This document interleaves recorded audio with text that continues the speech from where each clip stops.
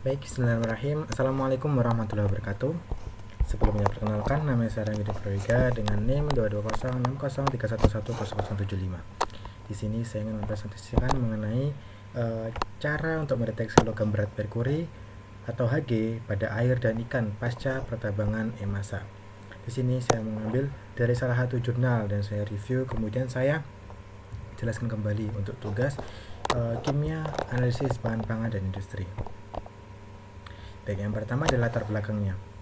Limbah pertambangan emas itu mengandung logam berat termasuk Hg yang dapat mencemari air dan biota perairan.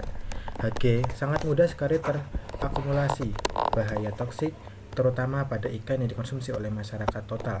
Maka dari itu perlu adanya untuk kita lebih aware, untuk lebih aware lagi tentang masalah lingkungan akibat pertambangan ini.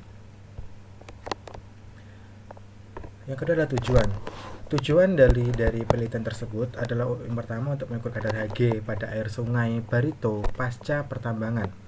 Kemudian untuk menilai kadar Hg dalam jaringan ikan lokal dan mengevaluasi tingkat keamanan konsumsi ikan di area tersebut, maksudnya di area sekitar pertambangan. Untuk metode penelitiannya, yang pertama yaitu air dan ikan tangkapan lokal itu dianalisa menggunakan AAS.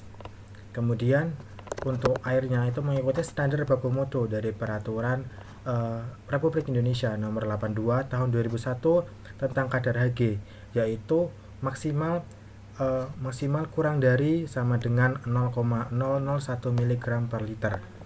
Kemudian untuk batas maksimum pada ikan itu kita menganut pada BPOM nomor 5 tahun 2018 tentang kadar Hg itu maksimal kurang dari 5 atau kurang dari sama dengan 0,5 mg per kilo.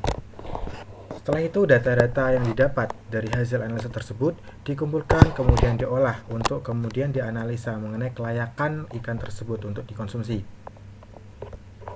Untuk metode penelitiannya itu menggunakan metode spektrofotometer serapan atom atau SSA atau bahasa Inggrisnya AAS yang sering kita kenal. Nah, di sini yang pertama sampel ikan dihancurkan. Pertama dikeringkan dan dihancurkan menjadi serbuk halus sebelum diuji. Itu untuk sampel ikan. Untuk sampel air langsung diambil air dari lokasinya, dari pertambangan aktif dan sekitarnya. Untuk air baku mutunya seperti yang telah dijelaskan tadi, dan juga ikan pada baku mutu maksimal 0,5 mg per kilogram. Kemudian untuk hasil analisa, di sini hasil analisa ditunjukkan bahwa beberapa sampel ikan terdapat yang pertama 0,141, yang kedua 0,129, sampel ikan yang ketiga 0,025, sampel ikan yang keempat ada 0,130, sampel empat yang kelima 2, 3, 4, 5. Ya, yang kelima 0,136 dan sampel ikan yang keenam adalah 0,046. Rata-rata kadar Hg pada sampel ikan itu sekitar 0,101 mg per kilogram. Kemudian kesimpulannya bahwa seluruh sampel di atas itu masih berada di bawah batas maksimum atau masih dikategorikan aman, yaitu 0,5 mg per kilogram. Secara teknis masih aman dikonsumsi. Namun ada beberapa ikan yang sampelnya tuh ada di sekitar 0,1 mg yang sudah mencapai hampir 30% dari ambang batas. Apabila dikonsumsi sesekali mungkin tidak menyebabkan kerusakan, akan tetapi apabila dikonsumsi terlalu sering itu dapat menyebabkan kerusakan pada tubuh manusia. Itu dapat menyebabkan penumpukan logam berat pada tubuh manusia yang pasti akan mengganggu kinerja kita selanjutnya. Nah, di sini mengapa kita menitik beratkan pada analisa merkuri Hg pada pertambangan? Karena yang pertama itu merkuri terakumulasi. Bagaimana cara merkuri tersebut dapat masuk ke dalam ikan? Itu yang pertama, merkuri terakumulasi melalui rantai makanan. Jadi merkuri tersebut terakumulasi dalam air, kemudian dalam air tersebut diserap oleh plankton, fitoplankton dan juga tumbuhan lainnya. Kemudian plankton dan juga tumbuhan tersebut dimakan oleh ikan. Akhirnya Hg tersebut dapat terserap oleh tubuh ikan tersebut. Yang kedua adalah faktor yang mempengaruhi akumulasi. Yang pertama adalah usia dan ukuran ikan.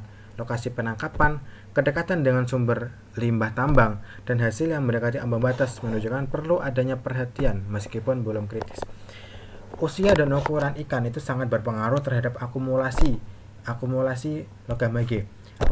Apabila ikan tersebut lebih besar, itu dia akan lebih rawan terkontaminasi oleh Hg tersebut, karena semakin besar otomatis dia memiliki luas permukaan sisik itu yang lebih besar, jadi logam jadi Hg tersebut dapat terserap melalui kulitnya. Kemudian semakin besar ikan, kebutuhan pakan juga semakin banyak, akhirnya mereka memakan entah plankton ataupun tumbuhan yang telah terkontaminasi oleh merkuri, sehingga pada ikan yang memerlukan makanan lebih besar itu memiliki kadar merkuri yang lebih banyak. Kemudian lokasi penangkapan sangat berpengaruh terhadap merkuri yang terdapat pada tubuh ikan. Apabila ikan tersebut berada di dekat area pertambangan mungkin atau area limbah pabrik, itu pasti akan lebih besar terkontaminasi daripada berada di laut lepas ataupun di sungai yang masih jernih. Kemudian hasil yang mendekati batas menunjukkan perlu adanya perhatian meskipun belum kritis.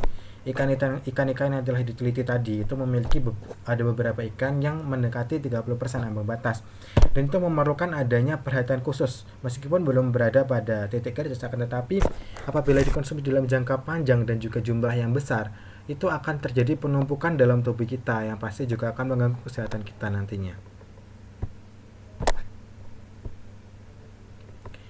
Baik, kesimpulannya, kandungan Hg pada ikan pada penelitian ini itu terjadi pada sekitar 0,025 sampai 0,141 yang tertinggi, yang merupakan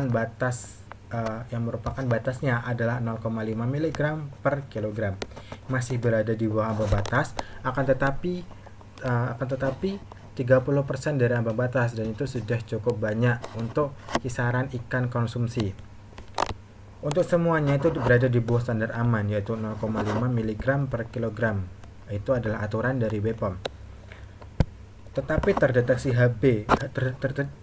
Hg atau merkuri pada ikan-ikan tersebut, yang menunjukkan bahwa aktivitas tambang emas itu memang mencemari lingkungan air dan biota